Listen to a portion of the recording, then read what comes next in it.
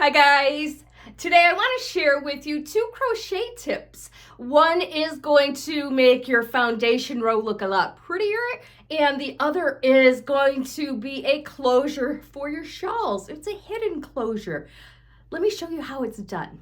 Okay, so we're going to start with a hidden opening in the shawl here. This is such a perfect little trick. I don't know if you want to call it a trick. It's a very handy one for especially triangle shawls like this. You put that little, this is why. Because when you're wearing it, you can't even tell that it's there. It's hidden. But if it gets a little chilly out, you're like, oh, burr, burr. You can just turn around and pull it through. And it stays closed. It's not falling off your shoulders. That's one of my annoyances with shawls sometimes, is if there's not a way to close them, it seems like they become high maintenance and you're always kind of fussing with them to stay on your shoulders. So this is a nice way to, it's a nice workaround. But the first thing you want to do is figure out where you want your closure to be. So go ahead, you would put your shawl on. You would figure out where you would want that to be. You might like it to be a little high, real high. You might want it to be lower. So that's where you would put your opening here. Let's go to the table. I'm going to show you how to make this. So I just took the pin out. This is where we are going to begin. Usually you'll do 8 or 10 single crochets wide. I'm going to do 8 for this one here. And because these stitches are a little looser, I need to make sure my chains are a little looser also. 2, 3, 4, 5, 6, 7, and 8. There's 8. So 1, 2, 3, 4, 5, 6, 7, 8. We skip 8 and we come into number 9, and then we single crochet. Right there, that locks it down, and then you would just continue at that point with your edging. It looks nice. Normally what I do is I will do a whole nother row of single crochets because it just cleans this up, and it looks nice when you have 2 rows of single crochets right there. And this is just here, a close up for you. If you were wearing it, you would be pulling it through like this.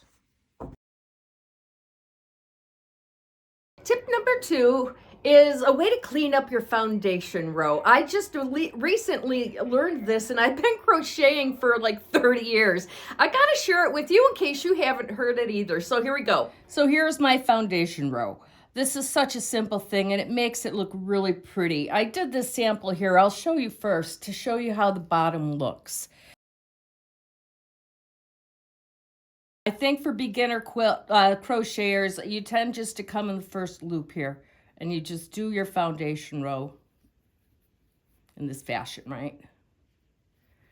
And when you do it like this, what you get is this single edge along the bottom there versus the double edge bottom on here. See how much prettier that looks like? The bottom looks just like the top. To do the foundation row through the back loop, this is a little back loop. You can see it kind of jumps up. You can see all these little little bump ups there, or whatever you want to call them, pop outs.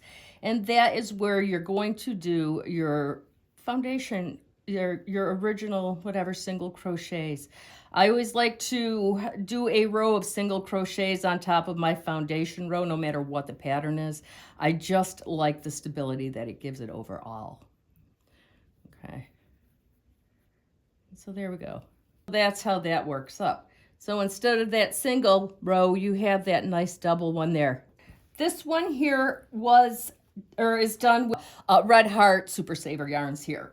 This one here is the Lion Brand Ombre Mandala, and it just gives a really nice edging on it. Should you decide that you don't want to do an edging on your project, that still looks really nice on its own. I'm going to go ahead and frog these now, because these, look at that, the pink and the blue with my hair. I mean, you talk about 1980s colors, right? Oh my God, I looked at that on the monitor. That's happy colors. Anyway, I'm going to go ahead and frog these because my third hint or tip or trick or whatever you want to call it, it's all about, it's a good idea for something to do for your scrappy yarn.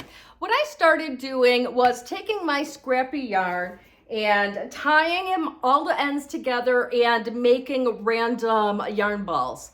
And I like to use painter's tape so the ends don't get messy, right? This is like a brilliant little hack in itself. So bonus! This is the ball that I'm working right now. I am going to take the end from this blue that I had just frogged here. And I am going to take it to the loose end, loose end here, just tie them together. You guys know how to do this. I don't have any yarn spinner or nothing fancy like that, so I just do it by hand. And it is still kind of relaxing in the same way that crochet is. If you're just sitting there relaxing, watching your favorite shows or whatever, grab all of your extra yarn and you could just, here, let me get set up here. And all you have to do is just start winding it. That's all you gotta do. And I found that this size here was good enough because then it was becoming hard for my hand. So I got this, I'm just gonna wind it all together. When I get to the end of the blue here, I've got these other ones that I am also going to attach to this yarn ball here. When your yarn balls are complete, what I've decided to do was make this my travel crochet bag. So I have an old lunch bag here, and I'm going to keep 2 rolls of yarn in it. And my other supplies that I have, look at this, guys. My boss sent this to me. She crochets too, isn't it cool? But this is where I keep, I do keep extra tape in here because I don't want those strands getting messed up, especially when I'm traveling. I have a random hook. This is a 6.5. I have a darning needle and scissors. I don't know how well that's going to show, but that's all that I need for when I'm traveling. And so I've got that with my yarn balls in there. The reason that I decided to use 2 is because when these are really random colors and they don't necessarily match, and that's kind of the joy and the fun of it. If you were to do a single blanket with one of these, the color blend might be really awkward because I think there's red, sparkles, and browns and blues in this. Same going with this, you know? But when you crochet 2 of them together, they create this kind of scrappy color blend that's like awesome, you know? I used to be a quilter, and what quilting taught me is that you don't have to really follow color wheels because there's so many fabrics and so many patterns and so many colors that when you start working and blending them all together, it's just a strange miracle, a beautiful miracle that it all blends. So that's what this project is going to be next time I'm on the road, because all I have to do is finish winding one of these and I'm good to go. Anyway, let me bounce forward. Thank you for watching, guys. I hope that you find any of these three tips or hacks. I don't know what the best word for it is.